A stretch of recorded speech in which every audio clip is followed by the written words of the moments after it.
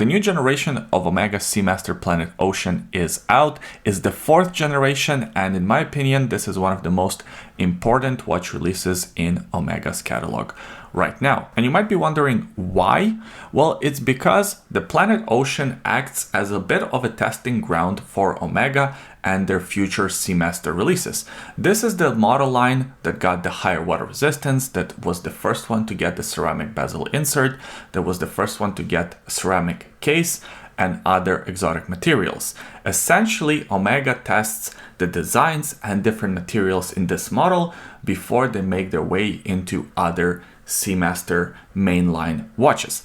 So I think this model here gives us a pretty clear idea of where Omega is going with their designs and their design language in the future. There are 3 different versions of this model available: the orange bezel one, blue bezel one, and the black bezel one, and they have slight differences in terms of the coloring on the dial. All 3 models are made out of 316L stainless steel, and they all feature exactly the same dimensions: 42mm diameter, 47.5mm lug-to-lug distance, and they're around 13.8mm in case height. So the dimensions definitely have shrunken from previous Omega Seamaster Planet Ocean models, especially that case height. They were close to 16mm before.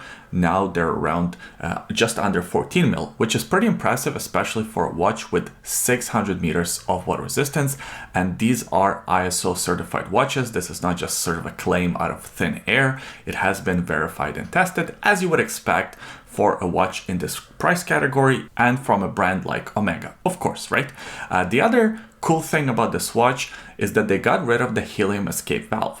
A lot of people over the years were getting annoyed with that helium escape valve. Why is it there? It's not needed anymore. We moved past it. So finally, Omega has listened to that feedback from their customer base, and now the helium escape valve is gone.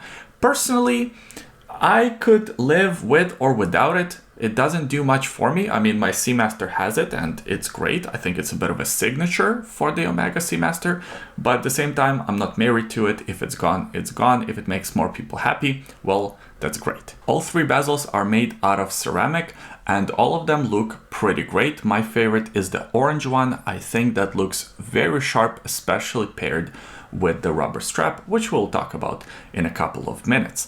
The one sort of disappointing part about the new design is the new caseback. There are some advantages to this caseback.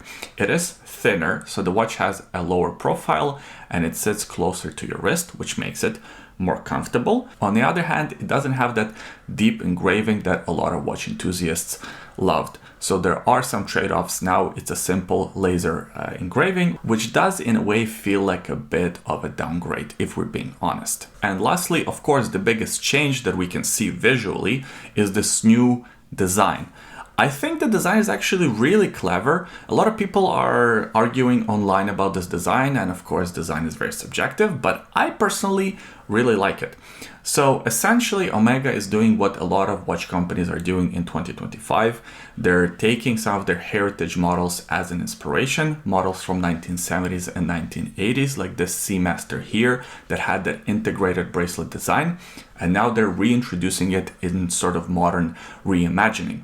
But what's cool about this watch, it doesn't actually have an integrated bracelet design. It just sort of looks like it because of the clever first link design. So you can easily swap between the bracelet or the rubber strap, which does again create this effect of an integrated bracelet, but you don't have the downsides of an integrated bracelet. You could still put the swatch on something like a NATO strap if you wanted to. You could put it on a rubber strap, a different rubber strap, I mean, not this integrated one. There are many other options because it is not a proprietary design, which in my opinion is a really cool thing. The downside of this new design, well, there's a couple. Number one, it's brand new, and when something is brand new, you have to sort of sit on it for weeks, maybe months, maybe years, in order to sort of really tell how you feel about it, right? When something is really new, especially in a watch as iconic as the Omega Seamaster Planet Ocean, it takes a bit of time for the design to sort of settle down in people's minds. The other sort of negative aspect of it is that they're drawing from this 1970s, 1980s design inspiration, and a lot of other watch companies are also drawing from that same inspiration. These integrated bracelet design watches were very popular back then. You have something like a Zenith Defy Extreme that looks a bit similar to this watch, but that's just the nature of it, right? Back in the day, they looked similar, so now since they're drawing inspiration from models from back then, they look similar again, but of course they're different enough. I think Omega is not really copying anybody else. They're trying to do their own thing, but yeah, it's the nature of designing watches. One watch will sort of look similar to the other. A lot of the things have already been done. It's very difficult to stand out. And speaking of standing out, one of the standout features of the new dial as opposed to the old dial is the fact that there is no longer a date complication at the 3 o'clock position. To a lot of people, that's going to be a big negative, especially since this watch was shrunken down to a more quote-unquote reasonable size for everyday wear. So having no date complication, for some people at least, will be a big downside because it is no longer as practical of an everyday watch as it would have been with a date complication. Now, I personally am not one of those people. I prefer the no date on the dial. I think it makes the dial look cleaner, but of course, to each their own. And all three different dials are quite different. The orange bezel version also has these orange accents for the numerals, which I quite like. The blue bezel version has white 3, 6, 12, and 9. And the black bezel version, that's the one that's executed with this sort of stainless steel look. That's actually my least favorite version. Usually I like the watches to be a little bit more conservative. So I thought that the black bezel would be my favorite, but no, as I said, orange one is my favorite. Blue is probably second favorite, and then it's black. I think these sort of metallic accents get a little bit lost in different lighting conditions, but of course all three versions feature the same text on the dial, and they also feature the same logo by the 12 o'clock position. Now, something I already talked about, this watch could be had on a stainless steel bracelet or on the rubber strap. Usually on this channel, I'm the advocate for buying watches on the bracelet and then getting strap later. For this watch, I actually prefer it on the rubber strap, especially that orange one paired with the orange rubber strap. I think it looks very sharp and functionally it just works. I like the sort of design to the clasp that hides access strap underneath, so you don't have the strap sticking all over the place. And it is a very comfortable watch on your wrist on that strap. Here's what the watch looks like on my roughly 7¼ inch wrist on the rubber strap. As I said, it's a very comfortable watch. It is also a larger watch than it seems, at least on the wrist it is. A 42mm diameter doesn't sound like a huge watch. My Seamaster is 42mm, but this Planet Ocean does wear larger just because of the case design and the proportions and sort of bulky to the sides. It does look larger, so I would say it wears closer to 44mm. So if you are afraid about this watch getting too small, don't be, it is still quite large. Now, as far as the bracelet goes, I do like the bracelet, but I have a couple of complaints. But first, before we talk about the complaints, let's talk about the positives.